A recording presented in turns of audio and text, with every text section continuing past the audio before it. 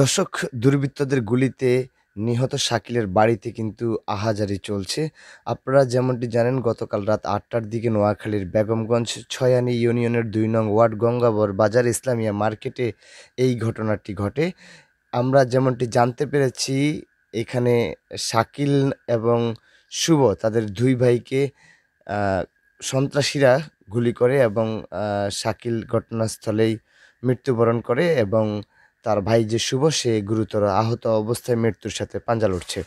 আমরা যদি ঘটনাটি আপনাদেরকে খুলে বলি, গতকাল রাত ৮টার দিকে ছয়ানী ইউনিয়নের ২ নং ওয়ার্ড গঙ্গাবর বাজার ইসলামিয়া মার্কেটে বসে চা খাচ্ছিলেন শাকিল সহ বেশ কয়েকজন। এর মধ্যে সিএনজি যোগে কয়েকজন সন্ত্রাসী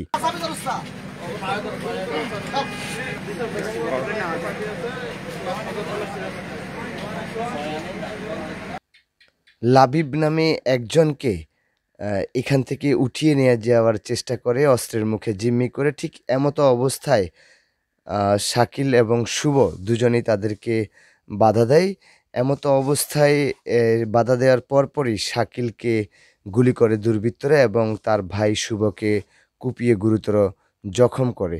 দুজনকে ঘটনাস্থল থেকে হাসপাতালে নিলে কর্তব্যরত ডাক্তার, নোয়াখালী সদর হাসপাতালে নেওয়া হলে কর্তব্যরত ডাক্তার তাকে শাকিলকে মৃত ঘোষণা করে এবং শুভর অবস্থা আশঙ্কাজনক বলে জানিয়েছেন চিকিৎসকরা।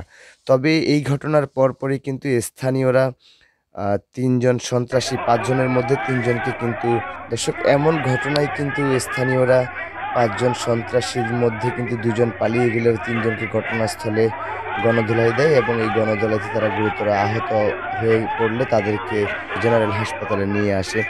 তবে এখন পর্যন্ত কী কারণে এমন ঘটনা ঘটেছে সেটি নিশ্চিত করতে পারেনি পুলিশ। দর্শক, এই মুহূর্তে গণমাধ্যম 24 ফেসবুক পেজ এবং ইউটিউব চ্যানেল থেকে যারা দেখছেন, অবশ্যই পেজটি ফলো করে চ্যানেলটি সাবস্ক্রাইব করে আমাদের সঙ্গে যুক্ত থাকবেন।